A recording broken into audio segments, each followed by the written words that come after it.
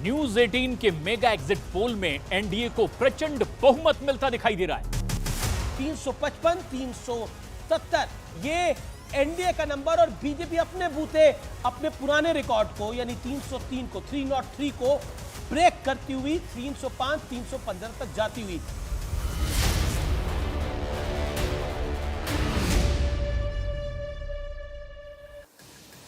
एक करिश्माई लीडर ने जो कहा, 24 के एग्जिट पोल के आंकड़े उसी की गवाही दे रहे हैं। नमस्ते, मैं हूं पूजा। मोदी की गारंटी, 24 के चुनाव इसी नारे पर परवान चढ़ा। एग्जिट पोल में दिख रहा पूरे देश का मूड उसी गारंटी पर मुहर है। सच में पूजा, ऐसे एग्जिट पोल की कल्पना किसी ने नहीं की। 7 चरणों में हुआ चुनाव जैसे जैसे करवट लेता गया, उस पर किसी ने सोचा नहीं था कि एग्जिट पोल के नतीजों में नरेंद्र मोदी को इतने प्रचंड बहुमत की झलक दिखेगी।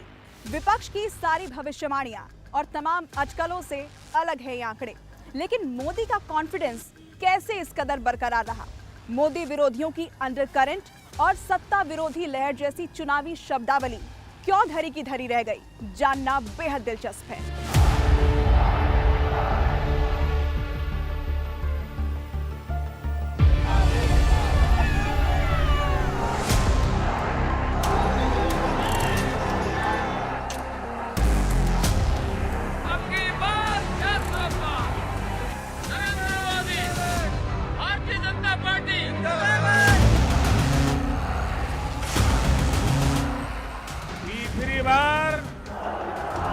तीसरी बार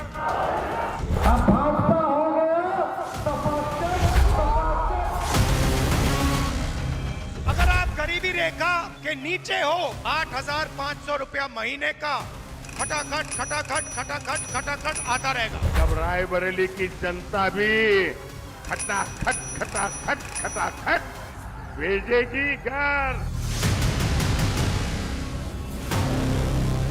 तुम्हारे पास परिवार नहीं है। 140 करोड़ देशवासी ये मोदी का परिवार है। इतना सारा करने के बाद भी मैं तो यही कहता हूं, ये तो ट्रेलर है, ट्रेलर। अभी तो मुझे देश के लिए बहुत कुछ करना है। 31 मार्च 2024, मेरठ, उत्तर प्रदेश। मेरठ की ये धरती क्रांति और क्रांति वीरों की धरती है। जैसे इतिहास के पन्ने पलटे और एक दशक की राजनीतिक यात्रा फिर उसी पड़ाव पर आ पहुंची, जहां से नरेंद्र मोदी का उदय राष्ट्रीय राजनीति के फलक पर हुआ। 2014 से 2024, 10 साल के अंतराल के बाद क्रांति वीरों की धरती मेरठ को मोदी ने चुनावी प्रचार के शंखनाद को यूं ही नहीं चुना था। मोदी ने जो भी परिपाटी रखी उसे पूरी शिद्दत से निभाने के लिए वो जाने गए, फिर चाहे वो चुनावी जीत की हैट्रिक ही क्यों ना हो। गुजरात के मुख्यमंत्री रहते हुए भी उन्होंने लगातार जीत की हैट्रिक लगाई थी। बतौर प्रधानमंत्री भी नरेंद्र मोदी ये इतिहास रच रहे हैं। तो इसकी सबसे बड़ी वजह है मोदी नाम की गारंटी। मोदी का रचा ये नारा 24 के चुनाव का ब्रह्मास्त्र बना। ये मोदी की गारंटी सुन लीजिए और 2029 में मेरे से हिसाब भी मांग लेना। ये मोदी की गारंटी है। 16 अप्रैल को चुनावी ऐलान से पहले देश भर में मोदी की गारंटी गूंजने लगी थी। गारंटी दी है। इस स्लोगन को पीएम मोदी ने सबसे पहले छत्तीसगढ़ विधानसभा चुनाव में इस्तेमाल किया था। आपके इस बेटे ने गारंटी दी है कि मेरी मां अब तेरा 5 लाख रुपया तक का बिल ये तेरा बेटा दे देगा, तेरा बेटा देगा। 2023 में तब विधानसभा चुनाव में बीजेपी ने कांग्रेस को करारी शिकस्त दी थी। मोदी की गारंटी नारे की यह कहानी छत्तीसगढ़ के मुख्यमंत्री विष्णुदेव साय सुनाते हुए गर्व से भर जाते हैं। वजह भी साफ है, जिस स्लोगन से छत्तीसगढ़ का किला बीजेपी ने जीता, वही आगे चलकर लोकसभा चुनाव का विजय घोष बना। मोदी ने 3 तलाक को खत्म करने की गारंटी दी थी। नतीजा क्या हुआ? 3 तलाक जैसी महिला विरोधी कुप्रथा खत्म हो गई। मोदी ने भारत को आंख दिखाने वालों को सबक सिखाने की गारंटी दी थी। नतीजा, जो भारत को आंख दिखाते थे, अब वो आटे के लिए भटक रहे हैं।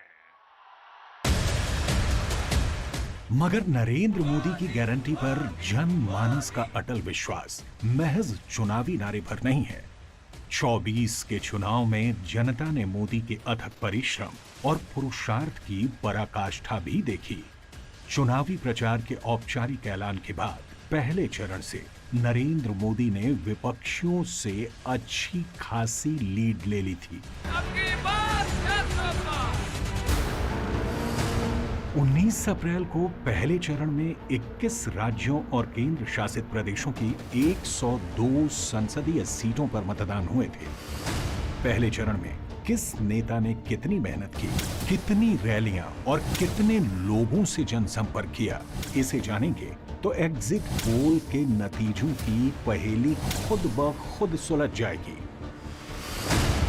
31 मार्च से शुरू हुए चुनाव प्रचार में पहले चरण के 18 दिनों में नरेंद्र मोदी ने कुल 31 रैलियां की थी। वहीं कांग्रेस के सबसे बड़े चेहरे राहुल गांधी ने इस दौरान महज 21 रैलियां की। बीजेपी की तरफ से प्रधानमंत्री के बाद अमित शाह ने 18 दिन में कुल 18 रैलियां की, जबकि प्रियंका गांधी ने इतने दिन में सिर्फ 9 रैलियों को संबोधित किया। पहले चरण के चुनाव में नरेंद्र मोदी ने जो मुद्दे चुने, उनसे विपक्ष को बैकफुट पर जाना पड़ा था। मोदी ने विरोधियों की उसी कमजोर नस को दबाया जिसने उन्हें पहली बार प्रधानमंत्री पद तक पहुंचाया। ये नस भ्रष्टाचार की थी। करप्शन पर हल्ला बोलकर नरेंद्र मोदी ने पहले चरण का रुख पूरी तरह से बीजेपी के पक्ष में मोड़ दिया। वहीं इंडिया गठबंधन में करप्शन के आरोपों में घिरे तमाम क्षेत्रीय छत्र इस हमले का जवाब भी नहीं तलाश पाए। मैं ऐसे लोगों को डंके की चोट पर कहना चाहता हूं, भ्रष्टाचार के खिलाफ कार्रवाई होके रहेगी। जिन्होंने जनता को लूटा है, उनको लौटाना ही पड़ेगा। मोदी पर जांच एजेंसियों के बेजा इस्तेमाल के विपक्ष के आरोपों को जनता ने कभी भाव नहीं दिया, क्योंकि करप्शन की काल कोठरी से निकला काला धन देख जनता प्रसन्न थी। न्यूज 18 इंडिया के इंटरव्यू में प्रधानमंत्री ने ऐसे तमाम आरोपों की धज्जियां उड़ा दी थी। एक सवाल और, आप इसका पार्ट जवाब दे चुके हैं, इसलिए मैं उसको संक्षेप में पूछूंगा। ऑपोजिशन कांग्रेस सब आपके पीछे कहता है कि सरकार जो है ईडी, सीबीआई, इंटेलिजेंस एजेंसीज का इस्तेमाल कर रही है। आपने कहा है कि ईडी इंडिपेंडेंट है। सिर्फ एक सवाल यह है कि ऐसा देखा गया है कि 25 नेता का एक एनालिसिस एक न्यूज़पेपर ने की थी कि 25 नेता जब ऑपोजिशन पार्टी से बीजेपी की तरफ आ गए तो उसमें से 23 लोगों के ऊपर से जो है इस तरह के केसेस को या तो ठंडे बस्ते में डाल दिया गया या ड्रॉप कर दिया गया। इस बारे में पहली बात है, एक भी केस ड्रॉप नहीं किया गया है। जो अदालत कहेगी वही होगा, हम कोई निर्णय नहीं लेंगे, स्वतंत्र है। दूसरी बात है, पॉलिटिकल लीडरशिप के केस कितने हैं भाई? ओनली 3%। 97% अच्छे ब्यूरोक्रेट जेल में है। आखिर के इन संस्थाओं का जन्म क्यों हुआ है भाई? अगर इन संस्थाओं का जन्म इसी काम के लिए हो तो काम नहीं करेगी क्या? और अदालत इतनी बड़ी है जी, किसी को जमानत नहीं दे रही है अदालत। तो अदालत देखती होगी ना भाई। और भ्रष्टाचार के मामले में हम कम से कम उसको लाइट न लेंगे। अब आते हैं उस सवाल पर कि मोदी मेरठ से ही क्यों हर बार अपने चुनावी प्रचार का आगाज करते हैं। इसके पीछे कोई टोटका नहीं, मोदी का यकीन है, खुद की मेहनत और चुनावी मैनेजमेंट पर उनकी अपनी सोच है। नरेंद्र मोदी ने चुनाव के लिए 100 डेज की टाइमलाइन तय की थी, जिसका एक एक कदम नपा और सधा हुआ रखा जाना था। जैसे पहले 2 चुनाव में मोदी करते रहे, यानी सभी पहलुओं पर सोचकर, तमाम समीकरण को समझकर जाट लैंड को पीएम मोदी अपने चुनाव प्रचार के स्टेज के लिए चुनते हैं। 2014 के चुनाव में प्रधानमंत्री का चेहरा बनने के बाद नरेंद्र मोदी ने पहली रैली मेरठ में की थी। इसके बाद 2019 के चुनाव में भी प्रधानमंत्री नरेंद्र मोदी ने मेरठ से ही शंखनाद किया। 2024 में क्रांति की जमीन से ही मोदी ने चुनाव का अद्भुत माहौल बनाया। पहला फेज का इलेक्शन जो था वो पश्चिमी उत्तर प्रदेश से रहा है, तो इसलिए मेरठ में उस तरह की मीटिंग करना जैसे नॉर्मली करते रहे हैं वो करना जो है बहुत सामान्य सी बात है, क्योंकि मेरठ से जो है पश्चिमी उत्तर प्रदेश के हर ओर आवाज़ पहुंच जाती है। हर तरफ के लोग भी जब मेरठ में कोई मीटिंग करता है तो वहां पहुंच जाते हैं, और इस वजह से जो है मेरठ में वो मीटिंग की गई। ताज्जुब देखिए कि 31 मार्च 2024 को विपक्ष ने भी चुनावी माहौल बनाया था। इंडिया गठबंधन ने दिल्ली में रैली रखी थी। सभी दलों के निशाने पर मोदी थे, लेकिन जैसे जैसे चुनावी सरगर्मी बढ़ी, विपक्ष के तेवर ढीले पड़ने लगे। लोकसभा का चुनाव है, अंपायर किसने चुने? नरेंद्र मोदी ने। हमारी टीम में से मैच शुरू होने से पहले 2 खिलाड़ियों को अरेस्ट करके अंदर कर दिया। तो भाइयों और बहनों, ये जो चुनाव हो रहा है, नरेंद्र मोदी जी इस चुनाव में मैच फिक्सिंग करने की कोशिश कर रहे हैं। तो इस मैदान से ये ऐलान होने जा रहा है कि हुक्मरान जो दिल्ली में बैठे हैं वो अब ज्यादा दिन रुकने वाले नहीं हैं। और आप लोगों ने गोविंदा का फिल्म का एक गाना सुना होगा कि तुम तो धोखेबाज हो, वादा करके भूल जाते हो। रोज रोज मोदी जी तुम ऐसा करोगे, रोज रोज मोदी जी तुम ऐसा करोगे, जनता जो रूठ गई तो हाथ मलोगे। अरे तुम तो धोखेबाज हो, वादा करके भाग जाते हो। भारतीय जनमानस में नरेंद्र मोदी जी स्पष्टता और विश्वास का चेहरा बन चुके हैं। विपक्ष के जो भी चेहरे हैं वो कहीं भी उनके सामने टिक नहीं पा रहे। जहां तक चुनाव लड़ने की बात है, भारतीय जनता पार्टी की सारी रणनीति नरेंद्र मोदी जी तय करते हैं और उसी रणनीति के तहत पूरी पार्टी काम करती है। विपक्ष में ना कोई रणनीतिकार है और ना कोई रणनीति है। इसलिए 2 से 3 फेज में आप देखेंगे कि विपक्ष तो कहीं चुनाव लड़ता हुआ दिख ही नहीं रहा था। आरोपों की बौछार से बेफिक्र नरेंद्र मोदी ने जमीनी मुद्दों को तरजीह दी। भूतकाल को पीछे छोड़ भविष्य को संवारने का संकल्प दोहराने वाले मोदी को जनता ने जमकर आशीर्वाद दिया। वैसे भी ये अकाट्य तथ्य है कि फिलहाल मोदी के मुकाबले में कोई नहीं, ना उनके जैसी रणनीति किसी के पास, ना उनके जैसे ओजस्वी विचार किसी के पास, ना ही मोदी जैसी दूरदृष्टि किसी के पास। इसलिए चुनावी दंगल में मोदी अकेले सब पर भारी पड़े। मोदी के बरक्स सबका कर खुद ब खुद घटता गया, क्योंकि मोदी की मेहनत दिखी, रंग लाई, जनता को भाई। नरेंद्र मोदी ने लोगों के दिलों में इतनी गहरी छाप छोड़ी कि वोटर्स को उनकी छवि ही ईवीएम के बटन में नजर आई। दूसरे चरण में 13 राज्यों की 88 सीटों पर मतदान हुआ।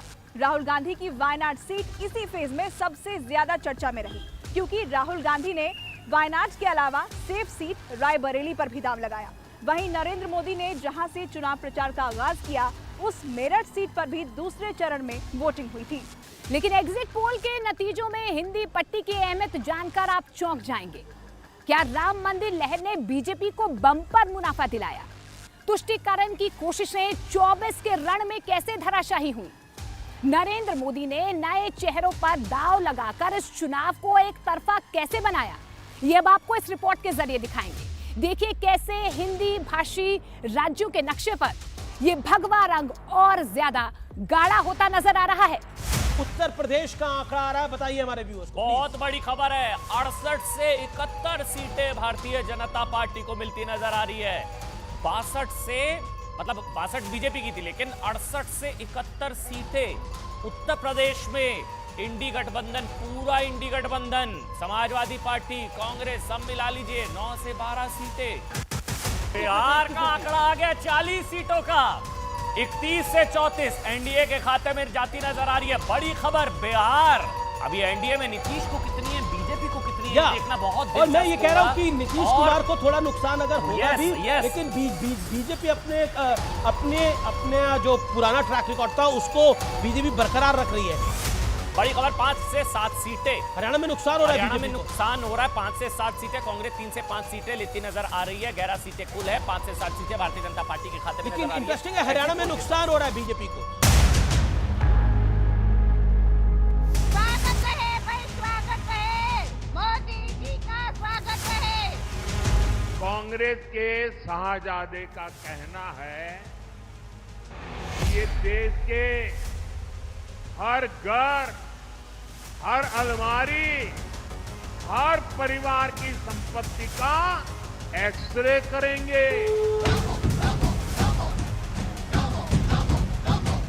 मेरी माताओं बहनों, ये आपका मंगलसूत्र भी बचने नहीं देंगे। क्या आपकी मेहनत की कमाई का पैसा घुसपैठियों को दिया जाएगा? आपको मंजूर है ये? 21 अप्रैल 2024, बांसवाड़ा, राजस्थान। भारत माता की। नरेंद्र मोदी रैली में पहुंचे तो चिर परिचित अंदाज में थे, मगर मंच पर उनके सिर पर पीली पगड़ी सजा दी गई। अपार जनसमूह स्वागत में जुट गया।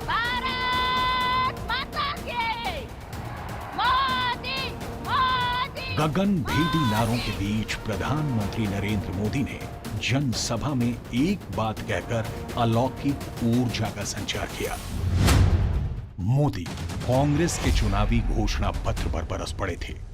उन्होंने विपक्ष की संपत्ति बंटवारे की राजनीति को निशाने पर लिया, फिर चुन चुन कर कांग्रेस की नीतियों की उनके नेताओं को खरी खरी सुनाना शुरू किया।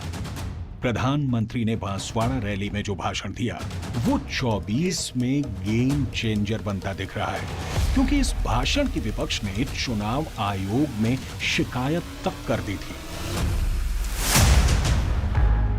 विपक्ष ने जितना इस बयान को तोल दिया उतना बीजेपी मुनाफे में आती गई, क्योंकि मुसलमानों से शुरू हुआ एम फैक्टर आगे चलकर मंगलसूत्र, मुकर और मुजरा तक पहुंचा।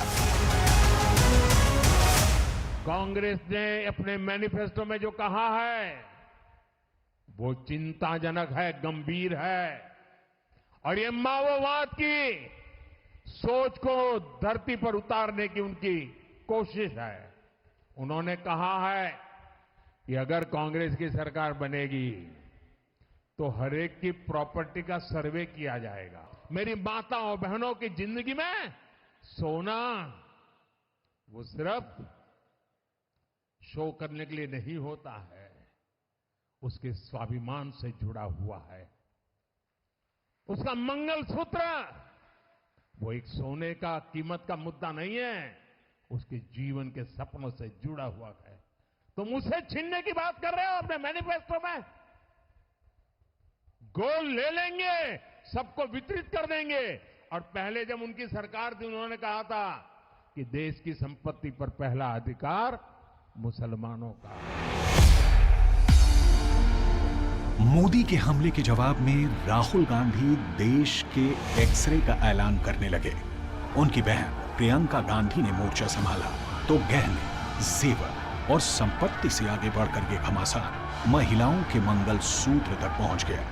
हालांकि ध्रुवीकरण की विपक्ष की कोशिश खुद ब खुद ध्वस्त हो गई, क्योंकि कांग्रेस खेमे में सेल्फ गोल करने वालों की कमी नहीं थी। संपत्ति बंटवारे की जरूरत का बखान करते हुए कांग्रेस के पूर्व ओवरसीज अध्यक्ष ने विरासत टैक्स की वकालत कर डाली। अमेरिका में बैठे सैम पेट्रोदा का उछाला मुद्दा नरेंद्र मोदी ने हाथों हाथ कैश कर लिया। Let me tell you, in America, there is an inheritance tax.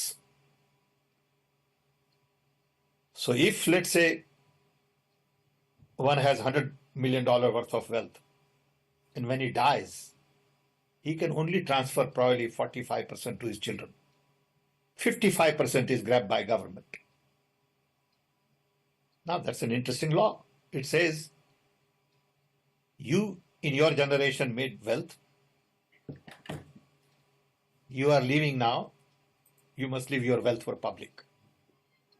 Not all of it, half of it. Which to me sounds fair. In India, you don't have that. यानी कांग्रेस का मंत्र है कांग्रेस की लूट। कांग्रेस का मंत्र है कांग्रेस की लूट, जिंदगी के साथ भी और जिंदगी के बाद भी। बांसवाड़ा से मिली बढ़त को बीजेपी ने सभी हिंदू भाषी राज्यों में बनाए रखा। काशी और अयोध्या से उठी आस्था की अलख ने भी भगवा ब्रिगेड को बम पर बढ़त दिलाई। राम मंदिर लहर पर सवार बीजेपी को दूसरे चरण में मोदी के साथ अमित शाह और योगी की जोड़ी के धुआंधार प्रचार का फायदा साफ दिखा। दूसरे चरण में बीजेपी ने हिंदी हार्टलैंड तो कांग्रेस ने दक्षिण और महाराष्ट्र पर फोकस बनाया। दूसरे चरण में 18 से 24 अप्रैल के बीच अमित शाह ने 29 रैलियां और रोड शो किए, जबकि राहुल गांधी ने कुल 8 रैलियां की। प्रधानमंत्री ने दूसरे चरण में 16 रैलियां की, वहीं प्रियंका गांधी ने सिर्फ 10 जनसभा को संबोधित किया। बीजेपी के हिसाब से अगर देखें तो उसके हिसाब से बीजेपी उसमें संतुष्ट हुई कि उनके जितने भी वोटर जगह जगह से हैं, मुजफ्फरनगर हो, कैराना हो और भी आसपास के जो जितने भी जिले हैं बागपत वगैरह से, वहाँ से मेरठ में लोग आए और उन्होंने प्रधानमंत्री को सुना। तो ये बीजेपी का लिए मानना है कि उनका एक एसेट रहा है और उनके जो कैंडिडेट है अरुण गोविल को उससे उसके बढ़त मिली है। मोदी की जीत में हिंदी हार्टलैंड हर बार सबसे बड़ा फैक्टर बनता है। इतिहास साक्षी है कि भगवा लहर हिंदी हार्टलैंड में सुनामी में तब्दील होती है। राजनीतिक पंडित मानते हैं कि लोकसभा की 543 सीटों में से 228 यानी 42% सीटें हिंदी हार्टलैंड से आती हैं। 2014 के चुनाव में इन 228 सीटों में से 195 पर बीजेपी ने बड़े अंतर से जीत दर्ज की थी। वहीं एनडीए में शामिल 11 सहयोगी भी जीते।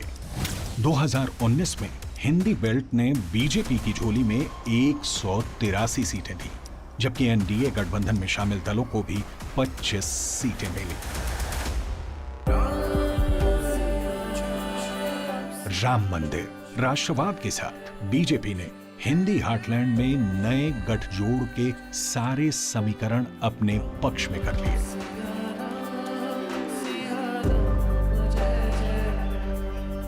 क्षेत्रीय दल आज भारतीय जनता पार्टी और नरेंद्र मोदी के पीछे खड़े होने के लिए मजबूर है। जैसे 8 सीट समाजवादी पार्टी दे रही थी जयंत सिन्हा को, जयंत चौधरी को, लेकिन वो 2 सीट पे राजी होने के लिए इसलिए तैयार हुए क्योंकि उनको लग रहा था कि 8 सीट में जीतना कठिन है, लेकिन मोदी के साथ यदि हम जाएंगे तो कम से कम 2 सीट हमें मिलेगी। बिहार में यदि हम जीतन राम मांझी और उपेंद्र कुशवाहा को देखें तो 2019 के चुनाव में ये दोनों अलग लड़े थे और दोनों को हार का सामना करना पड़ा था। इस बार वो मोदी के नाव में बैठ के अपनी बैतरनी, अपनी राजनीतिक नैया पार लगाना चाहते थे। तो आप कहीं भी देखिए, महाराष्ट्र में अजीत पवार और एकनाथ शिंदे, इन दोनों की तरफ से भी यही कहा जाता है कि हमारी जीत मोदी के कारण होगी। तो आज एनडीए गठबंधन में जो भी दल हैं वो भारतीय जनता पार्टी के लिए तो फायदेमंद हो गए, ठीक है, समीकरण के हिसाब से, लेकिन वो अपना फायदा मोदी के साथ देख रहे हैं।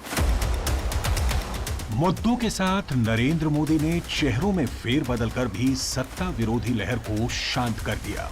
24 के चुनाव में बीजेपी ने सैकड़ों सांसदों का पत्ता साफ कर दिया। कितने फेज में कितने सांसदों का पत्ता कटा, देखिए।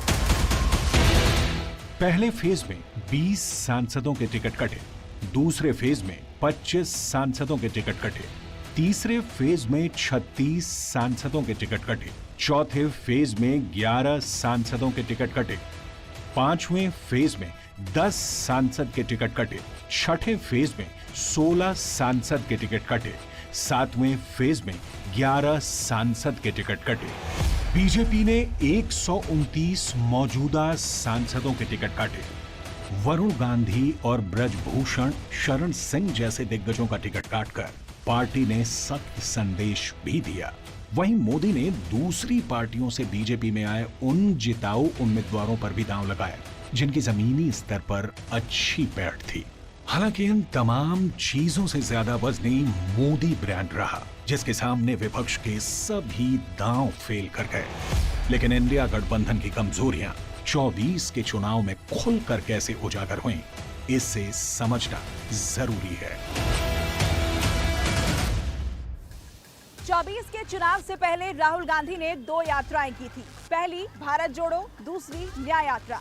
अपनी पहली यात्रा से राहुल गांधी ने जो कुछ हासिल किया, दूसरी न्याय यात्रा में वो सब कुछ गंवाते चले गए। न्याय यात्रा के दौरान राहुल जहां जहां पहुंचे, उनके गठबंधन के साथी टूटते चले गए। राहुल गांधी की छोटी छोटी गलतियां बहुत बड़े बड़े ब्लंडर भी बनती दिख रही हैं। एग्जिट पोल ये एहसास करा रहे हैं कि इंडिया गठबंधन के सभी हथियार बैकफायर कर गए। इसलिए एग्जिट पोल में नरेंद्र मोदी के अजयगढ़ कहे जाने वाले राज्यों के आंकड़े जस के तस दिखाई दे रहे हैं। पश्चिमी भारत में जहां नरेंद्र मोदी सबसे बड़े ब्रांड हैं, वहां पर उनका जादू बरकरार रहने के साथ और ज्यादा बढ़त दिखा रहा है। ये तस्वीर बताती है कि इन तमाम आंकड़ों के साथ एनडीए एक बार फिर सत्ता में वापसी करता दिखाई दे रहा है। महाराष्ट्र में 48 सीटों में 32 से 35 सीटें, 15 से 18 सीटें INDA गठबंधन के पास। बात जरा कर लेते हैं गोवा में किस तरह का। गोवा में एक बटता हुआ, यानी वही नॉर्थ साउथ गोवा जैसे पिछली बार बटा था। गुजरात में क्लीन स्वीप करती हुई एनडीए आपको नजर आ रही है। कोई खाता नहीं खुलने की उम्मीद है गुजरात में कांग्रेस का। 7 मई 2024, अहमदाबाद, गुजरात। मोदी मतदान करके निकले थे। अहमदाबाद में उनके लिए जन सैलाब उमड़ा था। अचानक तभी पीएम एक लड़की को देख ठहरे, उसके पास पहुंचे और उस लड़की के सिर पर थपकी देने लगे। प्रधानमंत्री के इस दुलार से वो लड़की भाव विह्वल हो उठी। हजारों की भीड़ के बीच नरेंद्र मोदी ने लड़की की इमोशनल अपील सुन ली थी। इसी भीड़ में मोदी ने बच्चों को ऑटोग्राफ देने की मुराद भी पूरी की। तो एक बच्चे को गोद में उठाकर मोदी को दुलार करते देख सभी मंत्रमुग्ध हो गए।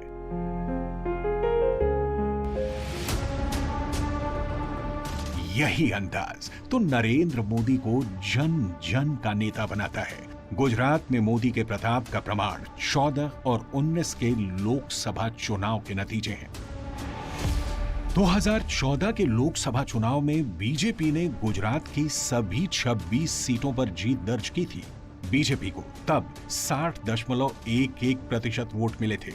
2019 के लोकसभा चुनाव में गुजरात की सभी 26 सीट जीतने के साथ 63.11% वोट हासिल किए थे।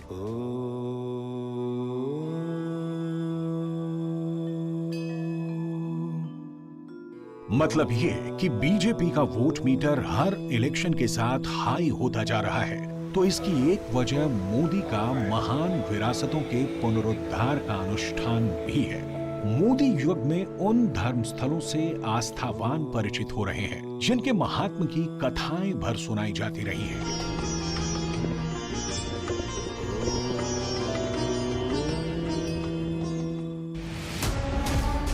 गुजरात में मोदी को कुछ खास चुनावी रणनीति की मशक्कत भी नहीं करनी पड़ती। राष्ट्रवाद का मुद्दा यहाँ सबसे असरदार साबित होता है। इसलिए नरेंद्र मोदी गुजरात में पाकिस्तान पर प्रहार करना कभी नहीं भूलते। जब भारत में कांग्रेस कमजोर हो रही है, यानी सूक्ष्मदर्शक यंत्र लेकर के भी कांग्रेस को ढूंढना मुश्किल हो रहा है। लेकिन मजा ये है कि यहां कांग्रेस मर रही है और वहां पाकिस्तान रो रहा है। गुजरात में कांग्रेस शून्य है। आम आदमी पार्टी को लोग नकार चुके हैं क्योंकि कर्मयोगी मोदी पर सबको भरोसा है। प्रधानमंत्री नरेंद्र मोदी के लिए राजनीति सिर्फ सत्ता का खेलवर नहीं है और ना ही कुर्सी अंतिम लक्ष्य है। इसलिए प्रधानमंत्री नरेंद्र मोदी अपने विरोधियों से हमेशा 4 कदम आगे रहते हैं। जन आकांक्षाओं को अपने पक्ष में मोड़ने में माहिर मोदी चुनावी मैनेजमेंट के भी माहिर हैं। गुजरात बीजेपी का अजेय गढ़ है तो मोदी के दम से, वहीं महाराष्ट्र में नरेंद्र मोदी के विरोधियों के वजूद को संकट से सामना करना पड़ा। 24 के चुनाव से पहले मराठा पॉलिटिक्स में मोदी की छाप साफ दिखी। शरद पवार जैसे दिग्गज अपनी पार्टी तक नहीं बचा पाए। वहीं हिंदुत्व की पैरोकारी करने वाली शिवसेना में असली नकली पार्टी साबित करने की नौबत आ गई। चुनाव से पहले महाराष्ट्र के क्षेत्रीय दल तितर बितर हो गए तो महाराष्ट्र में कांग्रेस के सभी बड़े दिग्गजों ने पलायन कर लिया। महाराष्ट्र में शरद पवार की राष्ट्रवादी कांग्रेस पार्टी 2 फाड़ हो गई, जिसके बाद उनके भतीजे अजित पवार गुट को पार्टी का सिंबल मिला। एनसीपी की तरह शिवसेना में फूट पड़ी तो शिंदे गुट के पास पार्टी का सिंबल और नाम रहा तो उद्धव गुट ने शिवसेना बाल ठाकरे के नाम से चुनाव लड़ा। महाराष्ट्र कांग्रेस का हाल सबसे बुरा हुआ, जिसमें बड़े दिग्गज पार्टी छोड़ दूसरे दल में शामिल हो गए। इस लिस्ट में अशोक चव्हाण, मिलिंद देवड़ा, संजय निरुपम जैसे नामचीन चेहरे थे। कांग्रेस में जितनी भगदड़ मची वैसे वैसे इंडिया गठबंधन की गिरहें खुलती गईं। जैसे जैसे चुनाव करीब आया, गठबंधन की बुनियाद रखने वाले लीडरों की राहें जुदा हो गईं। एक तरफ बिखरा विपक्ष, नेतृत्वहीन गठबंधन था, दूसरी तरफ बेजोड़ चुनावी मैनेजमेंट था। नरेंद्र मोदी ने बड़ी बारीकी से सियासी दांव चले। उन्होंने 100 दिन पहले ही इलेक्शन का टारगेट सेट कर दिया,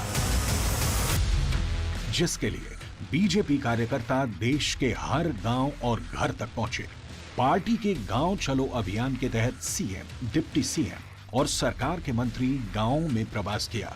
इसके साथ ही दलित बस्तियों में भी बीजेपी ने जोरदार प्रचार किया। 100 दिन की कार्य योजना के तहत सभी बूथों का सत्यापन करके पन्ना प्रमुख बनाए गए। जिन मतदाताओं ने कभी भाजपा को वोट नहीं दिया, उनसे हर हाल में संपर्क साधा गया। आज भारत के हर गरीब के पास मोदी ने गारंटी।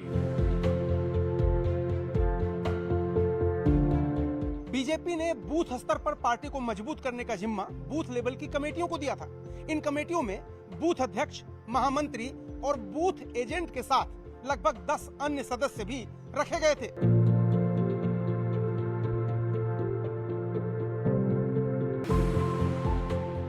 पोलिंग बूथ जीतना है और एक भी पोलिंग बूथ भाजपा का झंडा झुकने नहीं देंगे। मोदी कहता है मैं देश झुकने नहीं दूंगा, बूथ का कार्यकर्ता कहेगा मैं बीजेपी का झंडा झुकने नहीं दूंगा। इसमें किसी को शक नहीं कि नरेंद्र मोदी अंडरकरंट की सबसे अच्छी परख रखते हैं। इसलिए विपक्ष की तमाम सियासी तिकड़मों से अलग वो सटीक नतीजे तक पहुंचते हैं।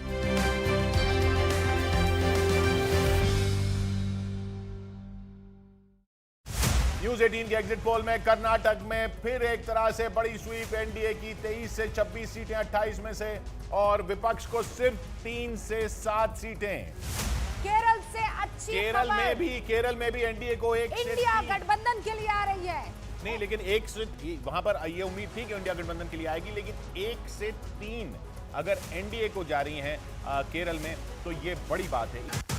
आंध्र प्रदेश, जहां पर चंद्रबाबू नायडू के साथ है बीजेपी, वहां एनडीए को 19 से 22 सीटें मिलने का अनुमान है। मतलब 25 सीटें हैं, 25 में से 19 से 22 सीटें आंध्र प्रदेश में। 22 सीटें मिलने का अनुमान है। बड़ी खबर है ये। और विपक्ष को एक भी नहीं, विपक्ष यानी विपक्षी गठबंधन को एक भी नहीं, क्योंकि वहां पर कांग्रेस अलग लड़ रही है और वाईएसआर जगनमोहन रेड्डी जो हैं, जो वहां पर सत्ताधारी पार्टी है, वो अलग लग रही है। चुनाव के तीसरे चरण तक नरेंद्र मोदी की रैलियों का स्कोर 83 तक पहुंच गया था। उधर राहुल गांधी और प्रियंका गांधी दोनों की मिलाकर भी 70 रैलियां तक नहीं हो पाई थी। प्रचार में पिछड़ी कांग्रेस को नरेंद्र मोदी ने साउथ में सबसे बड़ा सरप्राइज दिया। एग्जिट पोल ये सिग्नल दे रहे हैं कि दक्षिण भारत में बीजेपी का दबदबा बढ़ा है। शानदार प्रदर्शन के साथ मोदी की साहसिक कहानियां भी बनी। दक्षिण भारत के राजनीतिक भविष्य को नए सिरे से संवारने के लिए मोदी ने एक शुरुआत इन्हीं चुनावों से की। क्या है मोदी का मिशन साउथ, आप जानकर हैरान होंगे।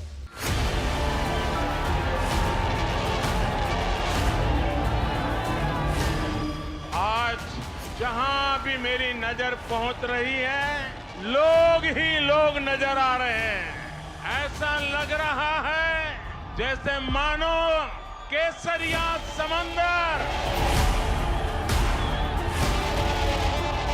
तमिलनाडु से मेरा रिश्ता राजनीति का नहीं है, ये रिश्ता दिल का है। मुझे तमिलनाडु की मिट्टी ने हमेशा असीम प्रेम दिया।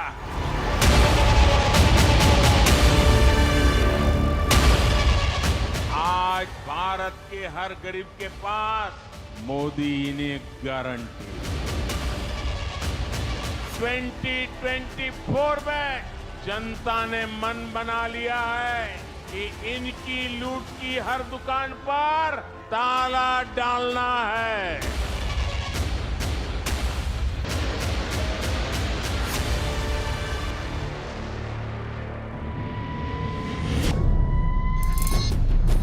सत्रह मार्च 2024, पलनाडु, आंध्र प्रदेश। मंच पर दक्षिण भारतीय फिल्मों के सुपरस्टार पवन कल्याण धुआंधार भाषण दे रहे थे। अपार जनसमूह अपने चहेते फिल्म अभिनेता के रियल पॉलिटिकल अवतार में देख निहाल हुआ जा रहा था। लेकिन अचानक पवन कल्याण के भाषण के बीच में रैली में जुटी भीड़ में से कुछ उत्साही नौजवानों ने जो किया, उससे नरेंद्र मोदी एक्शन में आ गए। पवन कल्याण का भाषण रोककर मोदी ने उन नौजवानों को नसीहत दी। मोदी का ऐसा रूप कभी कभार ही दिखता है। जरा पुलिस के लोग उनको नीचे उतारिए, नीचे उतारिए उनको। बिजली के तार हैं, आप क्या कर रहे हैं वहां? आपकी जिंदगी हमारे लिए बहुत कीमती है। प्लीज नीचे आइए आप। मीडिया वालों ने आपकी फोटो ले ली है, आप नीचे आइए। दक्षिण की राजनीति में नेताओं अभिनेताओं के लिए दीवानगी हदें पार करती है। कई बार तो चाहने वाले जान हथेली पर ले लेते हैं, लेकिन नरेंद्र मोदी को ऐसी दीवानगी पसंद नहीं। उन्हें सबकी फिक्र है। मोदी हर जान की परवाह करते हैं। ऐसे ही लीडर की दरकार दक्षिण भारतीयों को लंबे अरसे से थी। तभी तो प्रधानमंत्री के रोड शो में जन समूह उमड़ा। उनके स्वागत के लिए सड़क पर लाइन लगाए महिलाएं जुटी। मोदी को प्रचंड जनादेश तक पहुंचाने में दक्षिण के दुर्ग का बहुत बड़ा रोल दिखाई दे रहा है। लेकिन इस मुकाम तक पहुंचने के लिए प्रधानमंत्री मोदी ने अनवरत प्रयास किए हैं। बहुत कम लोग जानते हैं कि मोदी ने दक्षिण भारत में भगवा पताका लहराने का मिशन 10 साल पहले ही शुरू कर दिया था।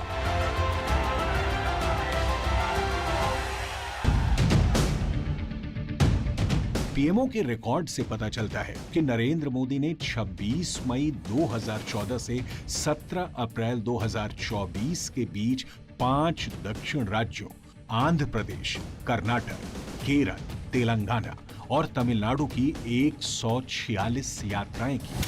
उन्होंने अपने पहले और दूसरे कार्यकाल में इन राज्यों की 73 यात्राएं की थी।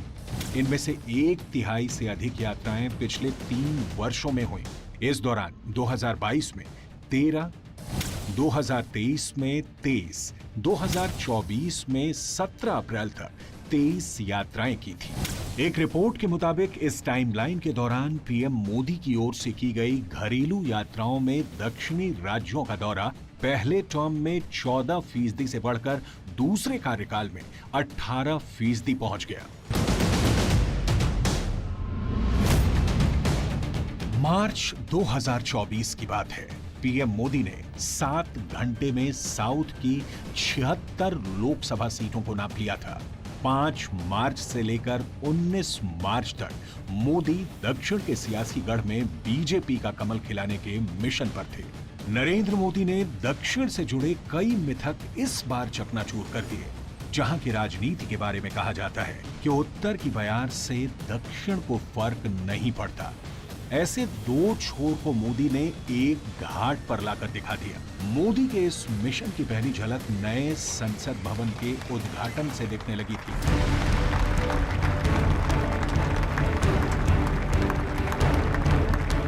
जब प्रधानमंत्री मोदी सेंगोल को संसद भवन में लाए थे, सत्ता हस्तांतरण के प्रतीक माने जाने वाले सेंगोल का तमिल इतिहास में अहम स्थान है।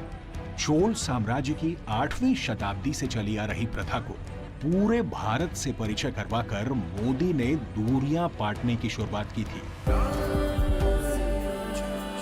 इसके बाद राम मंदिर निर्माण में दक्षिण भारतीयों को अहम जिम्मेदारियां सौंपकर नरेंद्र मोदी ने उत्तर दक्षिण के फासले को पूरी तरह पाट दिया।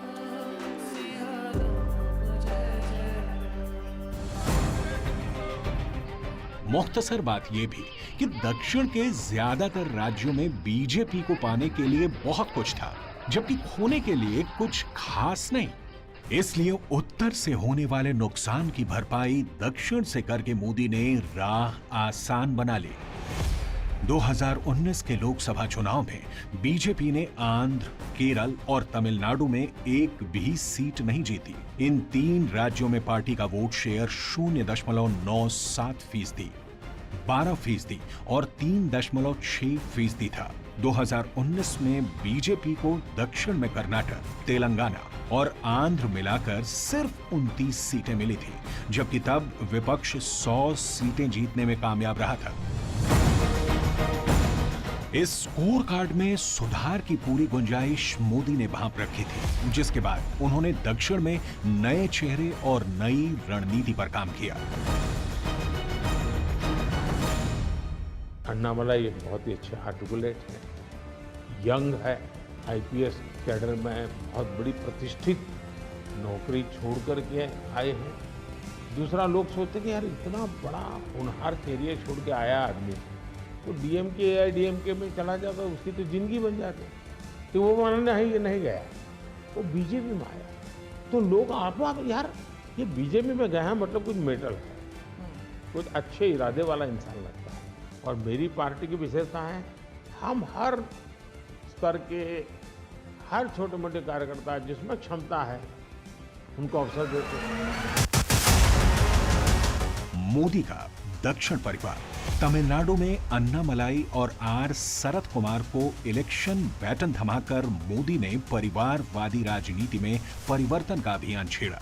आंध्र प्रदेश में चंद्रबाबू नायडू और फिल्म स्टार पवन कल्याण को जोड़कर मोदी ने चुनाव को एक तरफा बनता दिखा दिया। कर्नाटक में जेडीएस से गठबंधन बीजेपी के लिए विनिंग कॉम्बिनेशन बनता दिख रहा है। वहीं तेलंगाना में बंडी संजय कुमार और जी किशन रेड्डी को फ्रंट फुट पर लाकर मोदी ने कांग्रेस और केसीआर का खेल बिगाड़ दिया। केरल में राजीव चंद्रशेखर, अनिल एंटनी और वी मुरलीधरन का जोर भी साफ दिखाई दे रहा है। राष्ट्रवादी राजनीति का दक्षिण में विस्तार किसी चमत्कार से कम नहीं, क्योंकि मोदी दक्षिण में तमाम दलों की बनाई छद्म उपराष्ट्रवाद की धारणा को भी ध्वस्त करते दिख रहे हैं।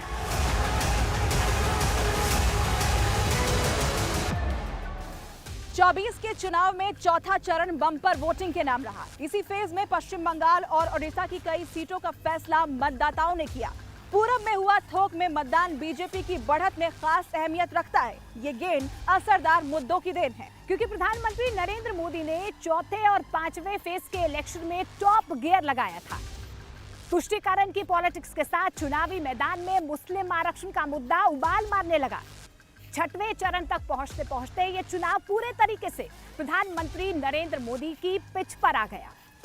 यहां से प्रधानमंत्री नरेंद्र मोदी के रोड शो, रैलियां, उनकी गणना बेमानी सी होने लगी। यहां से मायने सिर्फ जीत के फासले का था। ओडिशा के अंदर भारतीय जनता पार्टी अब तक की सबसे प्रचंड जीत लहराएगी। 13 से 15 सीटें। बीजू जनता दल का सफाया हो रहा है 6 से 8 सीटों पर। यह लैंडस्लाइड है भारतीय जनता पार्टी की। बंगाल का आ गया 21 से 24, पिछली बार 18 थी, ध्यान रखिएगा। 24 सीटें बंगाल में, मतलब बंगाल को तो इंडी गठबंधन, इंडी अलायंस, ममता बनर्जी बाहरी है बीजेपी और कांग्रेस साफ। अधीर बाबू अपना चुनाव हार रहे हैं, इसका मतलब बहुत बड़ी खबर है। मुशीदाबाद से अधीर बाबू अपना चुनाव हार रहे हैं। 24 सीटें अगर भारतीय जनता पार्टी बंगाल में निकाल लेती है तो 18 से 24 6 सीटों का फायदा होगा।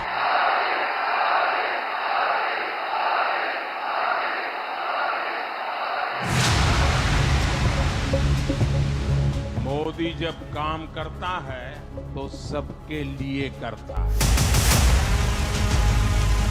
देश जानता है ये मोदी इन गारंटी अब अगले कई सालों तक और चलने वाली है। एक नाम, उन्हीं का काम और उन्हीं की जयकार। मुद्दा भी वही, नारा भी वही। पूरा चुनाव मोदी में रहा।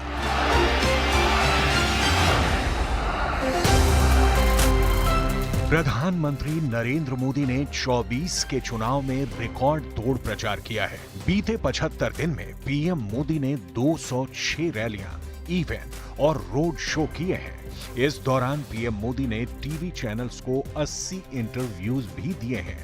2019 लोकसभा चुनाव में पीएम मोदी ने सिर्फ 142 रैलियां की थी। और अब जब नतीजे के सटीक अनुमान आए हैं तो वो भी मोदी के मन मुताबिक। 24 के फैसले में पूर्वी भारत का योगदान बेहद अहम होता दिख रहा है। खासकर पश्चिम बंगाल और ओडिशा में राष्ट्रवाद की लहर चली है। नरेंद्र मोदी ने ओडिशा में 2 यज्ञ एक साथ होने की घोषणा की थी, क्योंकि ओडिशा में लोकसभा के साथ विधानसभा की 147 सीटों के लिए चुनाव हुए हैं, जहां प्रधानमंत्री नरेंद्र मोदी ने 25 साल से सीएम का पद संभाल रहे नवीन पटनायक पर सीधा प्रहार किया। ଏହା ହେଉଛି मोदी गारंटी। और लिख लीजिए 4 जून पर यहां बीजेडी सरकार की एक्सपायरी डेट लिखी हुई है। नवीन पटनायक पर निशाना साधने के बाद बीजेपी ने ओडिया अस्मिता के मुद्दों को जमकर तूल दिया, जिसकी वजह बने बीजेडी के अघोषित उत्तराधिकारी कहे जाने वाले वीके पांड्या। उड़ीसा की पूरी अस्मिता खत्म हो रही भाई। उड़ीसा की अस्मिता संकट में है। उड़िया लैंग्वेज वो खतरे में आ रही है और मैं नहीं मानता कि उड़िया के लोग अब ये लंबे अरसे तक इसको सहन कर सके। ओडिशा में फैला करप्शन, अमीरी और गरीबी की खाई के चक्रव्यूह में नवीन पटनायक सरकार को फंसाकर बीजेपी ने ओडिशा में सियासी जमीन मजबूत की। बीजेपी का ओडिशा जैसा प्रदर्शन भद्रलोक में भी दिखाई दे रहा है, जहां ममता बनर्जी बनाम मोदी की सीधी टक्कर रही। पश्चिम बंगाल की सरकार ने मुसलमानों का वोट बैंक के लिए अनाप शनाप मुसलमानों को ओबीसी बनाने के सर्टिफिकेट दे दिए। आज भी याद रखना, बांग्ला ही रहा है। इसी के लिए हम अगर सीपीएम को ऊपर उखाड़ दे सकते थे तो हम बीजेपी को भी उखाड़ देंगे। ये हमारा वादा है, ये हमारा वादा है, ये हमारा वादा है। ममता बनर्जी ने इंडिया गठबंधन का हाथ छिड़ककर बंगाल की सभी 42 सीटों पर उम्मीदवार उतारे। वहीं बंगाल में बीजेपी ने 35 सीटों के पार का लक्ष्य रखा, क्योंकि बंगाल में बीजेपी को टीएमसी की कई कमजोर नस पहले ही पता लग चुकी थी। पश्चिम बंगाल में सबसे अहम मोदी फैक्टर रहा। बीजेपी ने चुनाव में सबसे ज्यादा भरोसा पीएम मोदी की छवि पर जताया। सीएए से भी बंगाल में बीजेपी को वोट में इजाफा मिलता दिख रहा है। उधर सबसे ज्यादा जिस मुद्दे ने बीजेपी के पक्ष में हवा बनाई वो संदेश खाली रहा। संदेश खाली की वारदात से टीएमसी जबरदस्त दबाव में रही। इसके साथ टीएमसी पर भ्रष्टाचार के आरोपों ने भगवा पार्टी के प्रश्न को मजबूती दी। ममता बनर्जी ने इंडिया गठबंधन से अलग होने का जो दांव चला था वो भी घाटे का सौदा साबित होता दिख रहा है। असल में बंगाल में टीएमसी, कांग्रेस और लेफ्ट का वोट बैंक एक ही है।